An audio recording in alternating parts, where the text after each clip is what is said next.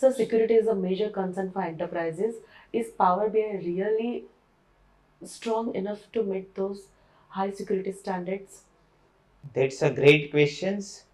Power BI tool backed by the Microsoft security, uh, which is trusted by a hospital, banks a lot. The data will remain with the Microsoft no matter how big is your enterprises. If we talk about the features of the Power BI, it has row level security, data encryption, uh, Microsoft information protection, uh, which makes it even more secure. So one more question. Is there any integration possible with Microsoft Azure AD? Definitely, you can do a seamless integration with the Microsoft Azure AD, which is even trusted by Fortune 500 companies.